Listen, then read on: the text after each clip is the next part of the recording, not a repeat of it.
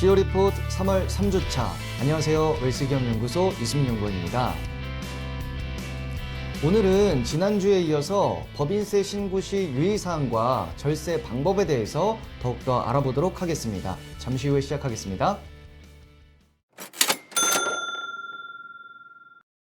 자, 지난주에 법인세 신고 도움 서비스를 말씀을 드렸습니다. 아직도 홈택스에 접속해보지 않으신 대표님들께서는 반드시 체크하셔야 될 사항들이 좀 있는데요. 우선 법인세 신고 도움방에서 신고 시 유의사항은 꼭 참고를 하셔야 되겠습니다. 우리 법인에 해당하는 내용들을 확인하실 수가 있는데요. 지난주에 말씀드렸던 법인카드 사용 내역과 그리고 국세청에서 가장 유심하게 보고 있는 상품권 구매 내역 등을 확인하실 수가 있습니다. 2021년에 법인에서 신용카드로 결제한 상품권 구입 내역을 확인하실 수가 있는데요. 이 점을 꼭 체크하시길 바라겠습니다. 이 원칙을 좀 말씀을 드리자면 법인카드로 상품권을 구입했다고 해서 무조건 비용 처리되는 것이 아닙니다. 상품권의 구매 목적이나 상품권의 귀속자가 누구인지에 따라서 비용 처리가 될 수도 있고 되지 않을 수도 있는데요. 업무 무관 비용으로 송금 불산입 상여 처분이 될 수도 있습니다. 예를 들어서 상품권을 구매해서 종업원에게 지급을 했다면 법인에서는 지급 목적에 따라 복리후생비 또는 상여금으로 처리를 해야 하고요. 그 상품권을 받는 종업원은 본인의 보수에 포함이 되어서 근로소득으로 신고를 해야 합니다. 만약 거래하는 법인의 담당자에게 선물로 지급을 했다면 그 귀속자를 분명하게 해야 하고요. 접대비 등으로 처리를 해야 하는데 이를 종업원에게 단순하게 지급한 것으로 복리후생비 처리를 하는 등의 잘못된 세무 처리를 하게 되었을 때는 그에 대한 불이익을 받으실 수도 있습니다. 국세청은 이런 내용들을 사전에 파악하고 안내함으로써 성실 납세를 유도하기 위해서 법인세 신고 도움방을 운영하고 있으니까요. 이 점을 꼭 유의하시기 바라겠습니다. 또한 대표자 개인 명의의 특허권을 법인에 양도한 경우도 대표적인 법인 자금 부당 유출에 해당될 수가 있으니까요. 이 점도 꼭 체크를 하시길 바라겠습니다.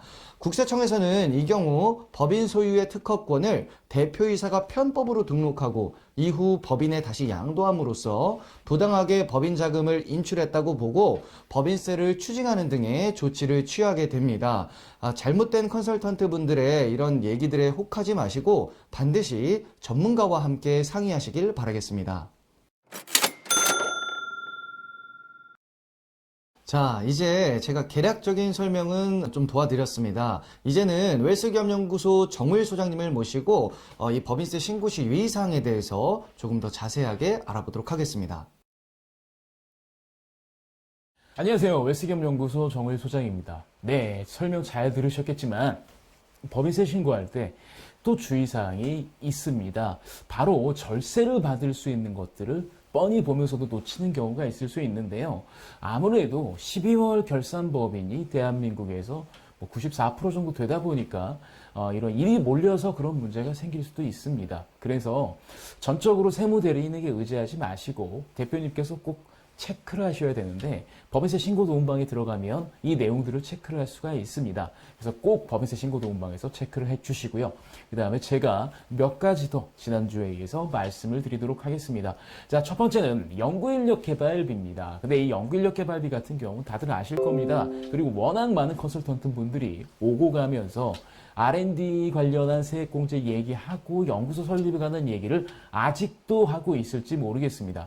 그런데 제가 좀 꼭 말씀드리고 싶은 게 연구인력 개발비 세액공제는 정말 좋습니다. 특히 중소기업의 경우에는 최저한세 적용 대상에서 제외가 되고요. 신성장 원천 기술에 해당하는 경우에는 무려 40%까지 세액공제를 받을 수가 있고, 그 다음에 게다가 국가 전략 기술, 바이오, 그 다음에 배터리, 그 다음에 반도체 이렇게 해당이 된다고 한다면, 네, 무려 50%까지도 세액공제를 받을 수가 있습니다.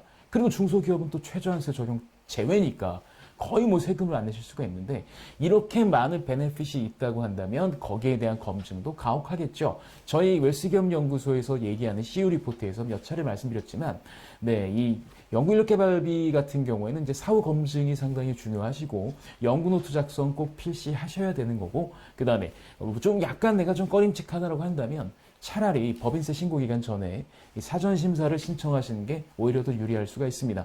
이러저러한 일들 때문에 아마 법인에서 연구소가 있고 그다음에 세액공제 항목이 있음에도 불구하고 이 세무조정사항에서 그 세금 신고할 때 반영하지 않고 2월에 두시는 경우가 있을 수 있습니다. 그래서 그런 경우가 있을 수 있기 때문에 저는 꼭 사전 심사를 받아보라고 권장드리고 싶고, 실제로 R&D 연구소를 운영을 하고 있고 실제로 기술 경영을 우리 회사의 성장 모멘텀으로 삼고자 하는 대표님들은 꼭 체크하셔서 이 R&D, 특히 연구인력 개발비 같은 경우가 정말 중소기업에 있어서는 핵심이다라고 보시면 될 것 같습니다. 특히 자금 조달이라든가 각종 인증에 엄청난 혜택을 주기 때문에 이것부터 시작하시는 게 좋지 않을까 싶습니다. 그다음에 두 번째는요.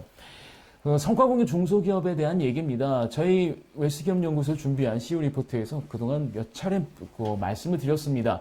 이 성과공유 중소기업에서 이제 그 종업원들에게 사전에 약정된 이제 그 성과금을 지급하게 된다면 이 성과급에 대해서 현재는 10%, 이제 내년부터는 15%의 세액공제가 적용됩니다. 제가 말씀드린 내년부터라고 하는 건 신고 기간을 기준으로 하기 때문에 올해는 이제 15%가 된다는 거죠. 전년께 10%고요. 이게 적용이 될 수 있습니다. 그 다음에 이때 해당이 되려면 적어도 이제 몇 가지 요건이 있는데, 일단 중소기업이어야 되고요. 두 번째가 영업이익이 나야 됩니다. 그 다음에 마지막으로는 이 상시근로자 수가 감소하지 않는 조건입니다. 이것만 충족하게 된다면 경영성과금을 지급했을 때 거기에 세액공제가 따라온다는 거 알고 있으면 좋겠습니다. 단 유의사항은 총급여액 7천만 원 초과하는 근로자는 제외고요. 그 다음에 최대 출자자와 그의 배우자와 직계 좀비속, 즉 특수관계자는 제외니까 이 점은 꼭 체크했으면 좋겠습니다. 자, 그 다음에 우리 대표님들 보시면 이제 투자할 때가 마땅치 않다. 그리고 어느 기업에 투자하고 싶은데 이거는 혜택이 없을까? 네, 있습니다. 내국법인의 벤처기업 등의 출자에 대한 출자를 하셨다고 한다면 특례 적용을 받아서 역시 세액공제를 받을 수가 있습니다. 자, 대상은요. 중소기업 창업투자회사나 원래 투자를 목적으로 하는 회사를 제외한 내국법인이 그 대상이 될 수 있고요. 출자 대상은 벤처기업이나 기업이나 이런 유사한 것들에 투자를 했을 때 출자금에 대해서 세액공제를 받을 수가 있습니다. 이 점도 꼭 체크하셔서 혹시 우리 기업들이 제가 오늘 말씀드린 세 가지 내용에 해당이 된다고 한다면 전문가와 다시 한번 상의하셔서 세액공제를 반영하셔서 법인세를 합법적으로 절세하실 수 있었으면 좋겠습니다. 이번 주는 여기까지입니다.